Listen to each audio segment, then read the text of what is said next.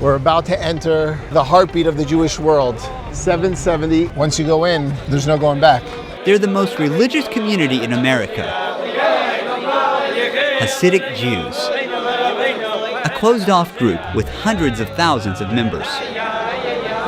They're all over.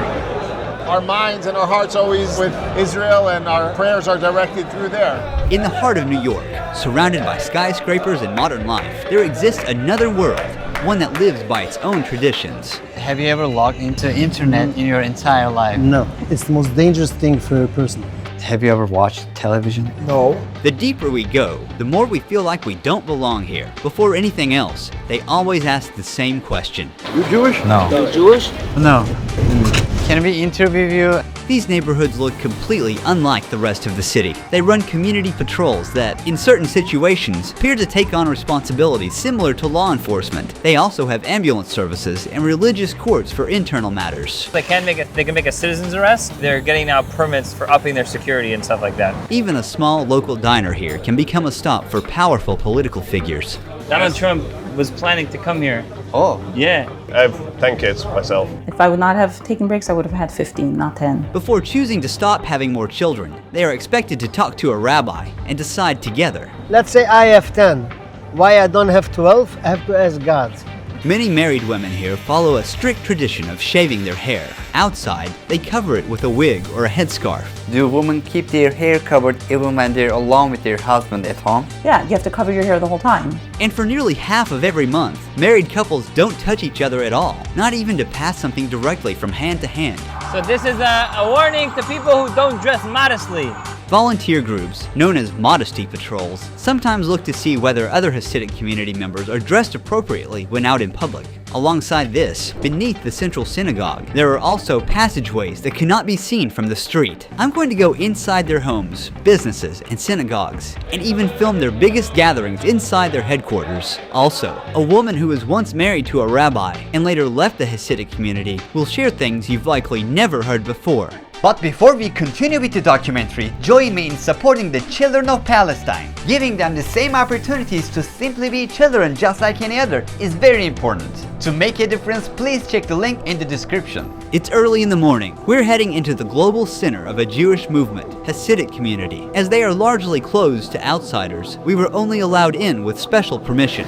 Now we're going to go downstairs where the synagogue expanded to, literally underneath the sidewalk to get more room. A few people connected to the community believe that the isolation of the Hasidic culture should be documented. You hear the noise already?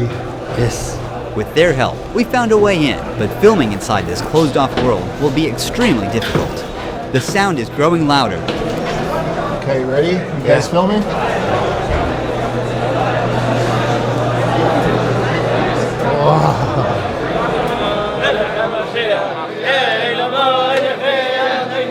They were chanting and dancing in a circle with intense devotion, waving "Welcome Messiah" flags.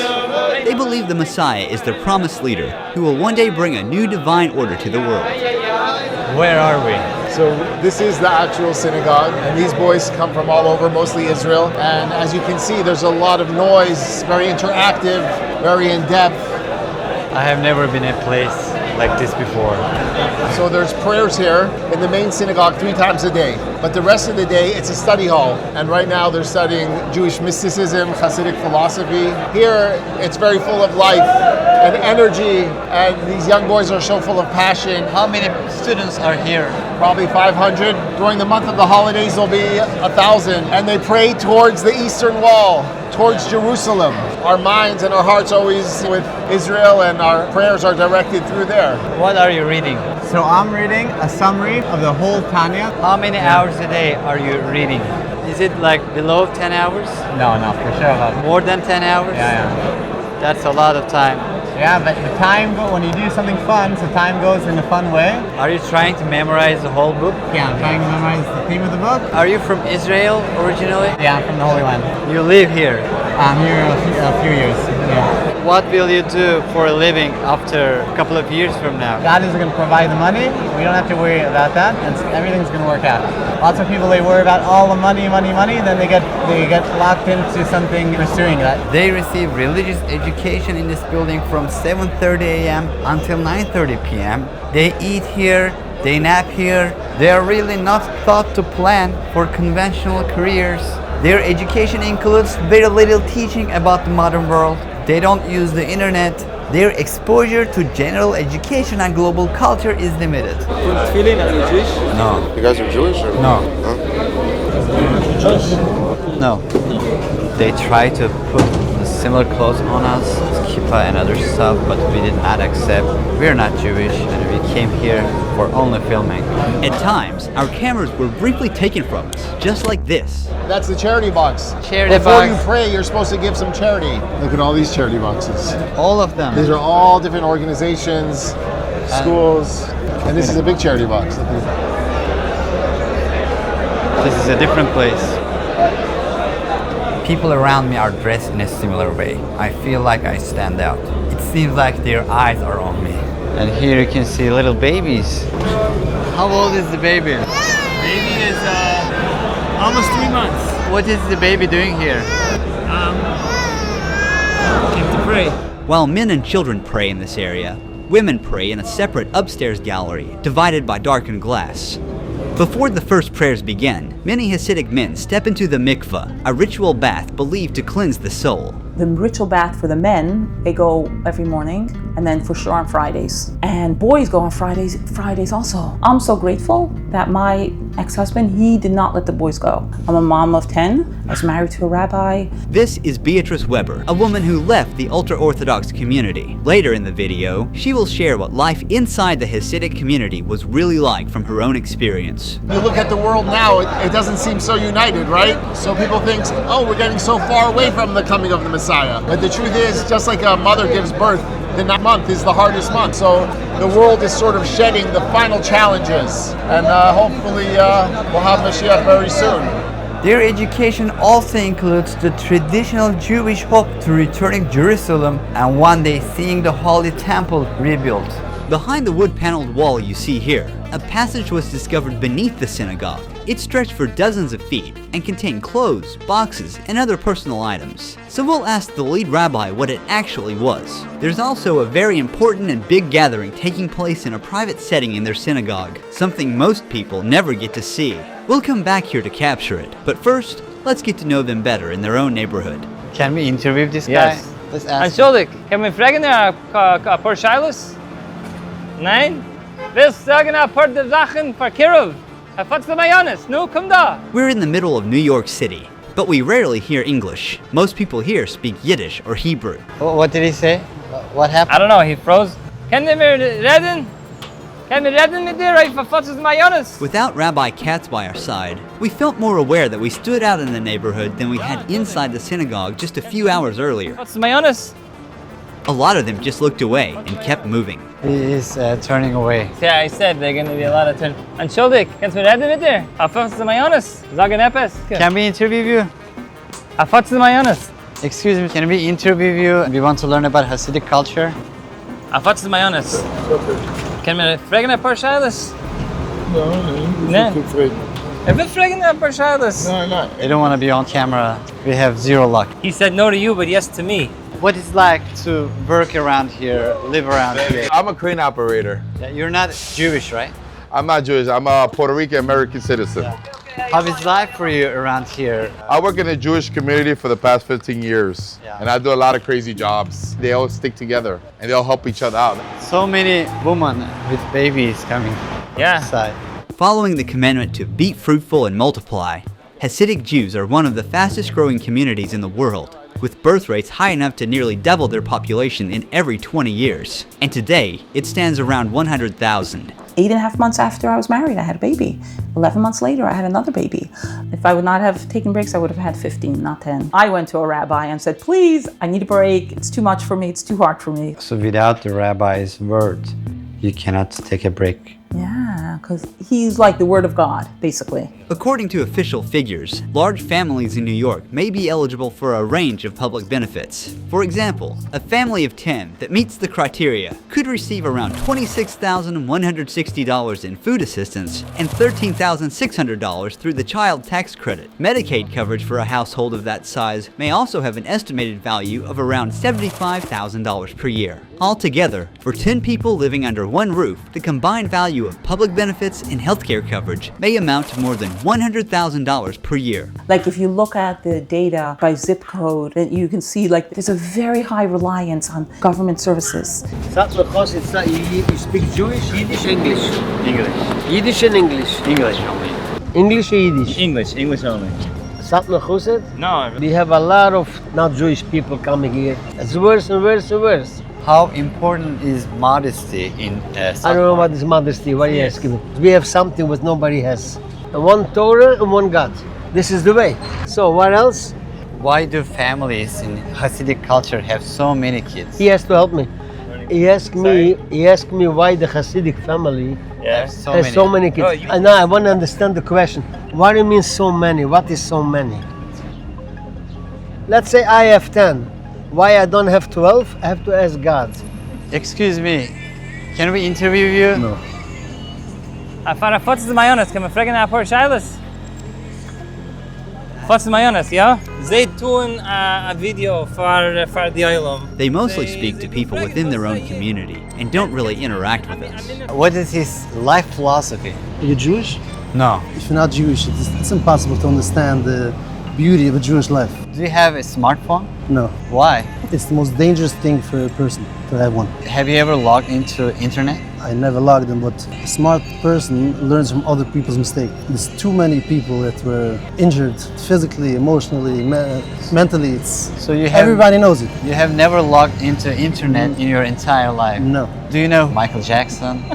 No. Do you know Cristiano Ronaldo? People in this community live a kosher lifestyle, meaning that what they eat, wear, watch, and consume is expected to be in accordance with Jewish law. You know when they say the dangers of the internet? Yeah. You're coming, they smell internet. So they go, camera, internet, go away, you know? Many people here avoid technologies that give direct access to the outside world. Everyone we see has a kosher phone. We came to this store to see what it is. What is a kosher phone? Means a phone like the old times. Their phones is only talk only. Nothing besides doing it. No texting. No texting apps, either? Nothing. No internet. No WhatsApp at all. Why? Internet is for sure very bad. It's make you for sure busy whole day. Do you watch movies? No, for sure not. Do you know who Elon Musk is? No. Tom Cruise? No. We know where the rabbi is, not more. Have you ever watched television? For sure not. You're saying no as if it's normal to say no. In this community, it's normal to say no. Even though you want to watch some of your nothing. own footages? No. I don't want to see.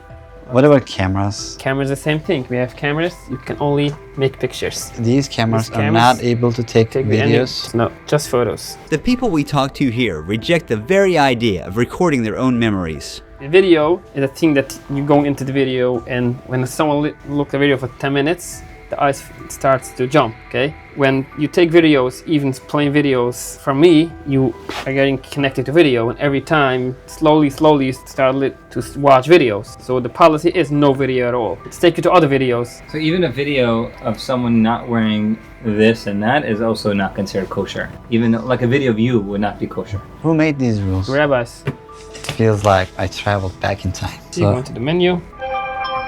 There's a calculator. Tools. That's it? That's it. Only this? Only this.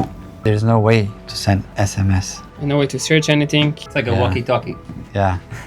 Then I noticed the computer sitting on the desk. This is a computer, sure. But it can connect to internet. It have internet with the filter. It have the sites that I need to work, and when I want to open another site, comes up that I can't. So there are certain companies that modify phones and computers specifically for this community, removing internet access completely from all devices. This is the company that they make the filters. Technology Awareness Group. I don't want people to want to watch it. I want to be able to be on YouTube or whatever. No, but it's not for Hasidim. Oh, I see. So what was interesting was we asked him to do the interview, and he said no, not because he doesn't want to be interviewed. He doesn't want somebody to go onto your channel to see the interview and then get lost in your channel. Maybe not all of my videos are kosher, according to him. Yeah. A short way down the street, I spotted something unusual. This is like their own social media. Oh. But it's not on social media, it's on the phone. You call the number and then you choose what story, which rabbi, inspiration, it's all on the phone. It's a dial-up. If you look at the advertisement, it's all men. Yeah. A platform of empowering to guard your eye. With word of the day and selected discussion of first-hand stories, press 3. Basically, these guys are either listeners or they're influencers, so to say. Very different. I have never seen such a thing like that. In Brooklyn, we saw community patrol vehicles using emergency lights and sirens. We still don't know exactly who they are, but they seem to be responding to a situation involving local residents. The next time we see them, we'll understand what role they play here. What is this called? The side locks. Hey, yes. What is the meaning of it? Why do you keep it long? This is like to show that you're Jewish. It says in the Torah, it says it should leave by the two sides. Boys begin growing payot after the age of 3 and continue to keep the practice into adulthood. For centuries, side locks have been worn to show Jewish identity and pride and community support. What are you wearing right now? This is a tzitzit from dating back over 3,300 years, and if you count up the various knots and strings and add them together, there's 613, which reflects the number of guidelines that God gave us. You see, they're hanging out. They're there to remind who put us here and what we're here for. In addition to tzitzit, Hasidic men typically dress in formal clothing. So this is kind of our uniform. It's called a kapata, which is an overcoat. I'll put on a white shirt, I'll put on a black hat, I'll swipe the brim down like this, and then it's kind of a different look. And of course, beneath their hats, they wear a kippah at all times. Some people are very, very serious about wearing, these are swim caps. The men wear these when they're swimming. Wow. It is next level. Another detail we noticed is that most people here wear very plain eyeglasses that look almost identical. It's about modesty, so they want to stick to one style. This is one style for like everyone. Like it goes from the age of 13 and up. The Torah commands all married women to cover their hair. Do women keep their hair covered even when they're alone with their husband at home? Yeah, you have to cover your hair the whole time. You know, women from the Satmar community shave their hair. I shaved it for 20 years, my hair. But as we stroll through the neighborhood, we rarely see women wearing scarves. Instead, we see women with perfectly styled hair. To understand how this works, we came here. So you just need to give a second because you can't see the woman's hair uncovered. Oh. So just making sure everyone's covered up. Yeah. Oh, okay, here we go. I am a wig maker and seller. We cover our elbows and we cover our knees, and after marriage we cover our hair as well. So you could cover your hair with like a hat or a scarf, but we use a wig because it's just much more beautiful and much more natural. And then when it's done, it can look like mine, you can see. You have a wig? I'm wearing a wig, yeah. I thought it was real hair. No, it's a wig. You can see it up close if you want. This is... I didn't know that. Yeah. Biblical commandment is to cover your hair, but we take it to the next level because we just want to look good. So how much is this one? A piece like this is called virgin hair. It's sourced in Brazil. It's authentically beautiful. It's $6,300. In this community, for some, modesty comes with a high price tag. A Jewish woman who chooses to cover her hair with a wig spends an average of $65,000 in her lifetime. My hair is not as gorgeous and cool as a wig is. I get to play around, change colors, length, styles. It's so versatile. According to Jewish law, actually, your body is not as important as your hair is. When a woman is walking in front of you, you can stare at her hair and get lost in thoughts and come up with all kind of, desires. So hair is considered more sensitive than body. Here they wear wigs too, so doesn't it make it look like Here what's actually interesting is that the Satmar people and a lot of Hasidic people, and this is something very controversial, and I'm probably gonna get a lot of hate for saying it, but I am an equal opportunist. If you look in the Torah, I don't like to say Bible. If you look in the Torah and the 5 books of Moses, woman's supposed to be beauty. Woman is supposed to entice a man to love God, like we were talking about earlier. Though we tried to explain, we were still left wondering how covering natural hair with a beautifully styled wig that still looks like real hair is understood as an expression of modesty here. From such a young age, I believed everything I was taught. So if you didn't follow something that you were supposed to, maybe tomorrow you'll be in a car accident. Someone would get sick and then, the rabbis would say, oh, this person got sick, we all need to repent. Women should make sure their skirts are long enough. This bus serves the local Orthodox Jewish community. It mostly runs between these neighborhoods. We're continuing to explore the neighborhood for now, but later today, we'll return to the synagogue, where we'll take you inside a large private gathering, usually closed to people from outside the community. May it be favorable in your eyes to bless Israel at all times. There's a button here. So this actually is one of the very... let's see what it is. Okay, that's Hatzalah. that was the private organization, the private ambulance. But because the community stays away from smartphones, they've asked to leave this here. They call the police or firemen. Yes, we do have our own like security, you know. They can make a citizen's arrest. They're not like arrestable. They're getting now permits for upping their security and stuff like that. This was surprising. We're about to take a closer look at this neighborhood's local patrol groups, who they are, and what they do. In this neighborhood, ultra-Orthodox residents often keep one another informed, and sometimes contact Shomrim or Shmira when they have concerns about safety or daily life in the community. In a place where unfamiliar faces are noticed quickly, this kind of mutual awareness can make people like us feel like we stand out more than usual. The driver of our bus took our picture. We weren't exactly sure why, but it felt like he might have been trying to let others know we were there. We felt like we were drawing more attention than usual. My cameraman thinks a few people may be walking behind us, but I don't know if that's true. We'll step away for now and come back later with Rabbi Katz, who can help guide us through the area. On the street, I spotted several local patrol vehicles with cameras, emergency lights, tinted windows, emblems, and blue and white markings. At first glance, I thought they might be official vehicles because of some of those features. There is Shmira Mobile Command Center. What does it do? So basically it's like a community watch. The NYPD is very busy and the Shmira gives like a helping hand. You know, they know the community, they know the residents, they know if something's suspicious. Shmira in Hebrew means to guard, to protect. They can do like a citizen's arrest. You know, something goes on, they alert each other. Do they also have uniforms? And they wear, certain like t-shirts and hats, Do they have right to carry a gun? I guess if they have a New York State carrying weapons, And this is Chaverim. Yeah. This is like if somebody has a flat tire or they get locked out of their car. Chaverim in Hebrew means friends. And here's the Hatzalah. Hatzalah is the Hebrew word to save. So this is a volunteer ambulance corps made up of strictly community members here. And it's amazing because the response time is so much faster because they're very well acquainted with the community, the streets, as opposed to the 911 when you call, it could be difficult for them to find and locate. There's a whole bunch of these ambulances in very strategic spots. You're Jewish? Oh, no. Can I ask you a question? Yes. You Jewish? No. You have 2 minutes? No. Like what kind of cases are they attending to? Muggings, stealing, assaults. The rabbi did not seem to want to go much further on this topic while the cameras were rolling. All right. This community may also refer certain internal disputes to religious courts within their tradition, known as a Beth Din. In some cases, these rulings can be recognized under American law, but in close-knit communities like this, some people may find it hard to refuse a Beth Din process because they may worry about their place in the community. Rabbis came out and said, you first have to discuss it with your rabbi before you report it to the police. Later that night, we visited a gathering where the community was raising donations for families. The goal was to help them afford to have more children. In just the 15 minutes we were there, more than $400,000 was collected.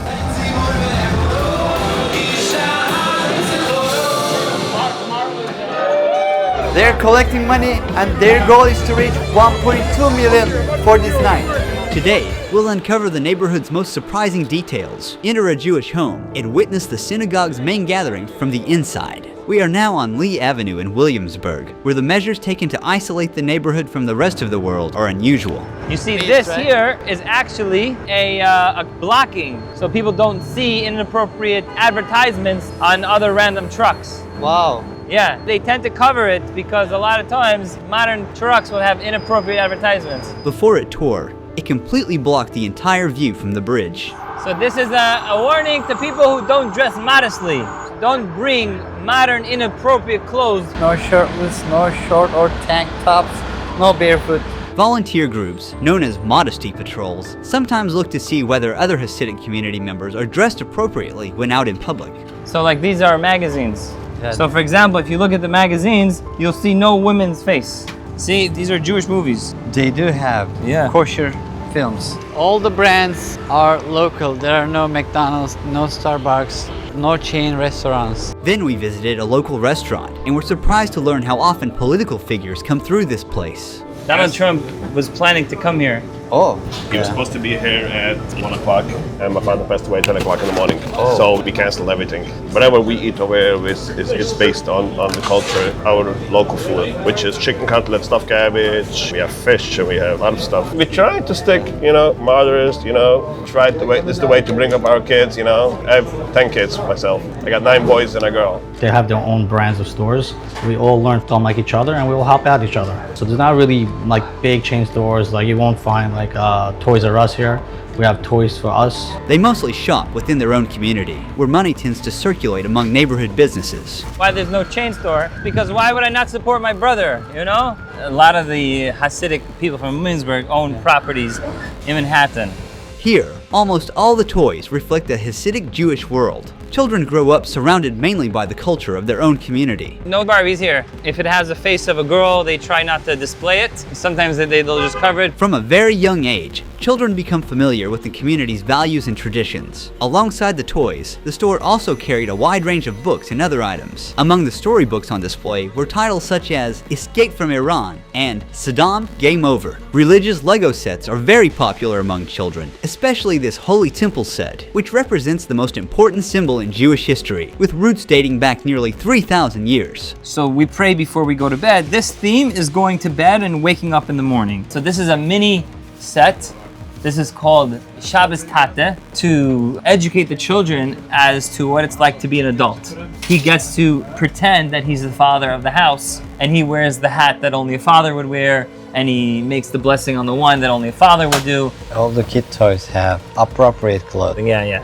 Once you go out in the secular world, you get toys for the kids like dolls that affect them at a young age. So I cannot let my kids play with them. I remember I was maybe 10 and I was playing with a first cousin, a boy. I had a girl cousin that was like 2 years older than me, and she was like, even cousins, never mind friends, you're not allowed to talk to each other. Twin set.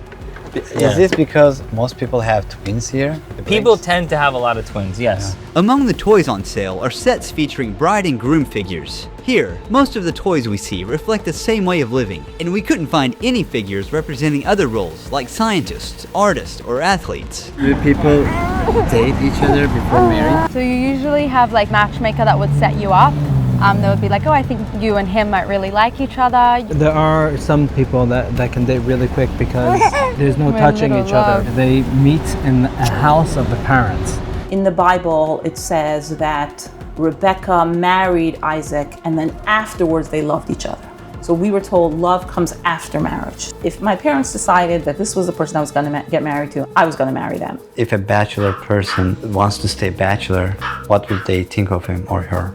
It's like not even considered a possibility. According to Beatrice, religious beliefs here can influence many parts of daily life, including the relationship between husband and wife. There's a lot of rules like about when you're intimate, the light's supposed to be off, but then there's also like the separation time, right? After you get your period, you're considered impure. You have to wait 2 weeks. You have to sleep on different beds, so you have 2 beds.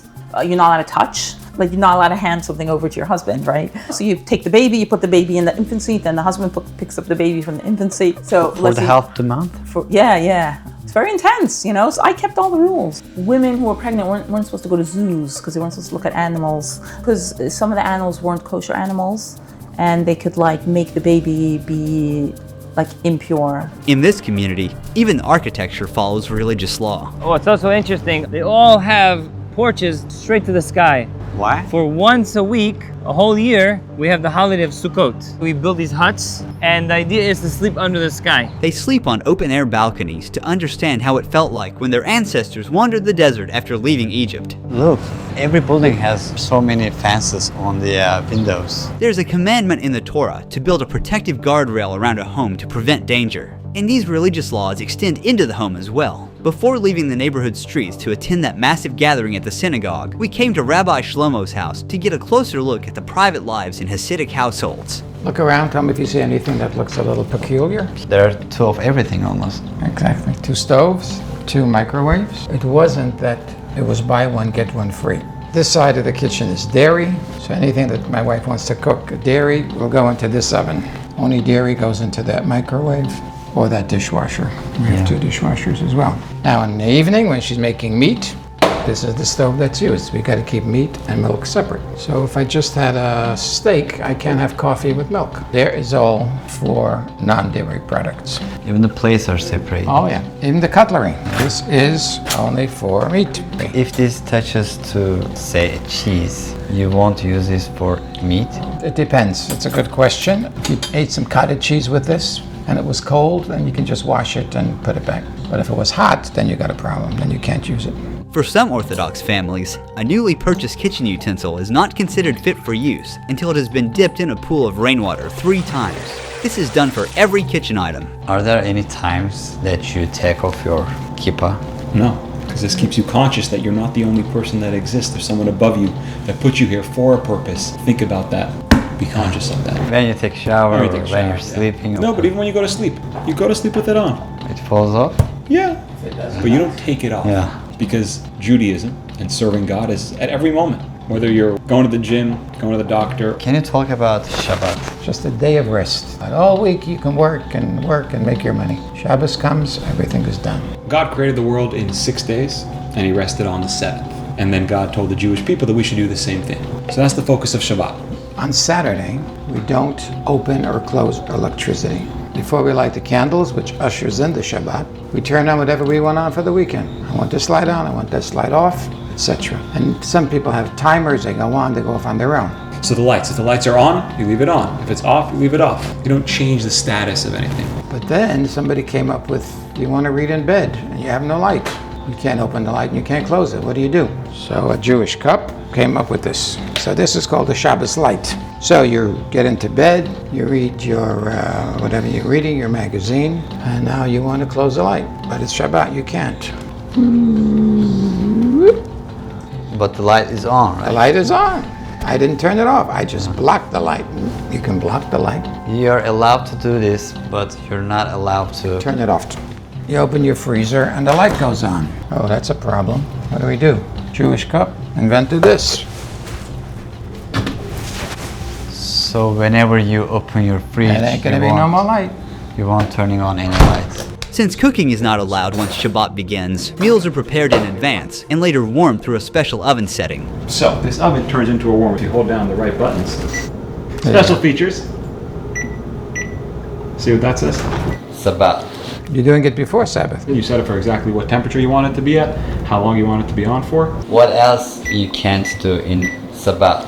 Carrying from a private domain to a public domain. Work is prohibited on Shabbat, as the day is meant to avoid reshaping the physical world and instead focus on rest and spirituality. For observant Jews, daily life pauses, and in rare cases, certain restrictions might complicate emergency situations. When I had my first baby, like he went to the synagogue and I was like, she was a premature baby, and then I remember going to the doctor and the doctor was yelling at me why it took me a few hours to come in. I'd been like laying in bed and I should have been in the hospital, but instead he went to the synagogue and he didn't want to call the ambulance because it was like Shabbos, which is 100% wrong, and I was too scared to call because, you know, I can't desecrate. But meanwhile, I could have, like, my baby could have died. The rules of Shabbat are taken so seriously that observant Jewish people avoid using electronics, cooking, working, driving, or carrying money and keys. To make daily life possible within these rules, some communities in New York have created an Eruv marked by wires stretched between utility poles. The thin wire you see above me is called Eruv, and it's vitally important. If this wire snapped right now,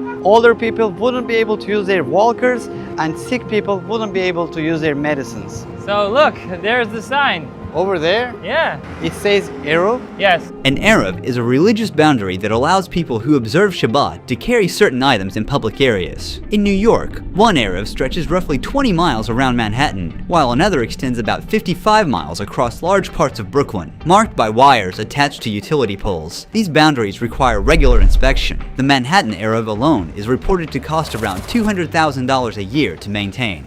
Just before entering the synagogue, Rabbi Katz began giving blessings out on the street.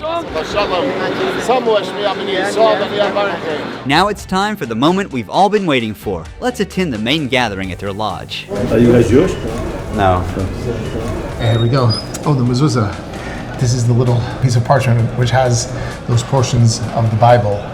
And every time we walk by, some people touch it and kiss it. It's offering protection on the house and the synagogue. And here we go.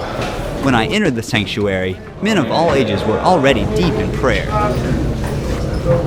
They're very united, as if everyone we came across shared the same purpose. Before prayer, they put on religious items on different parts of their bodies. I'm doing a mitzvah right now. This is called tefillin. To bind the words of God, you put one box on your arm towards your heart, and this expresses the love that a Jew has towards God. You put one on your head, this expresses the intellect. A Jew, you have to think about God. In the Bible, it says the box has to be between your eyes. So you have a mirror, and then you make sure, bingo. I got the prayer belt, and they're singing in anticipation of getting ready for the prayers.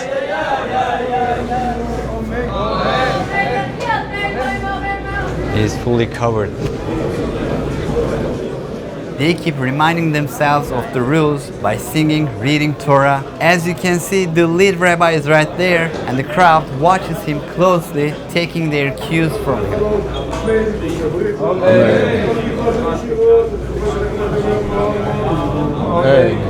Sometimes, we feel like people are keeping an eye on us from a distance. They never stop praying. They've been constantly praying since 10 o'clock. May be favorable in your eyes to bless your people, Israel, at all times. Many of the people here don't just read the Torah, they breathe it, they live it, and see it as the absolute truth.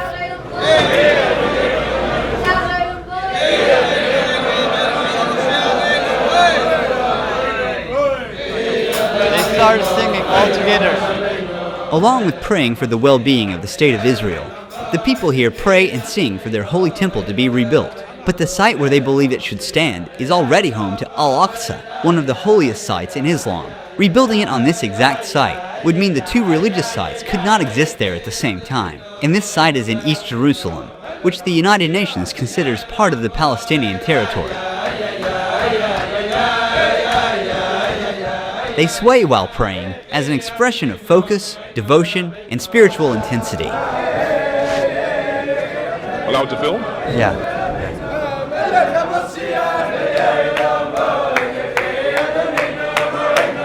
One for you, one for a friend.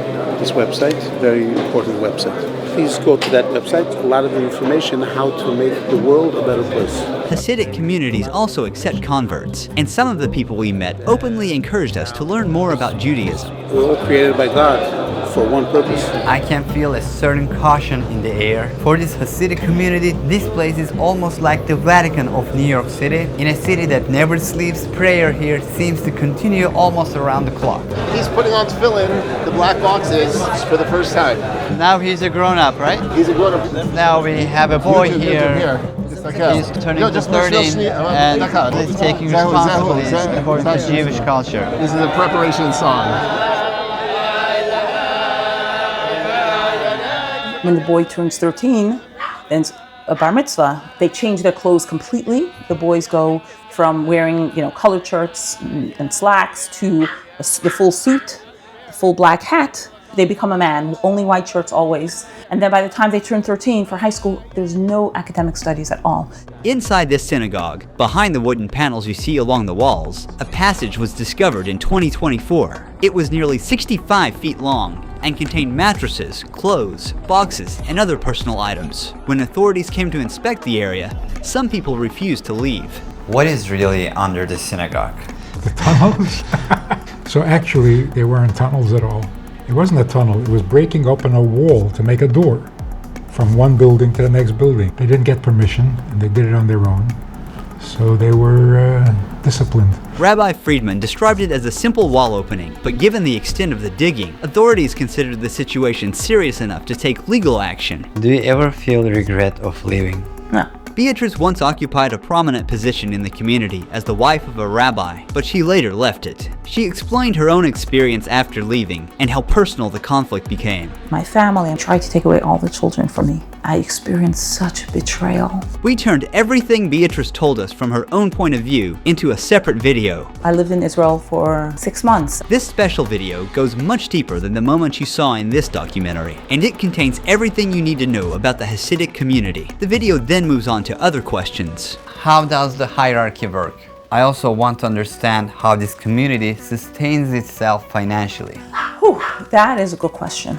However, we have released this video exclusively for our channel members, and only those who become members will be able to watch it. YouTube's Join feature is a membership system that allows viewers to support our channel with a small monthly contribution, equivalent to the price of a cup of coffee. Your support is extremely important in helping us continue producing these high-budget videos. As soon as you join the channel, you will also be able to watch the special video containing Beatrice's full interview. To watch this video and support our channel, click the link I'm pointing to and become a member. The membership renews automatically every month and can be cancelled at any time. See you in the special video.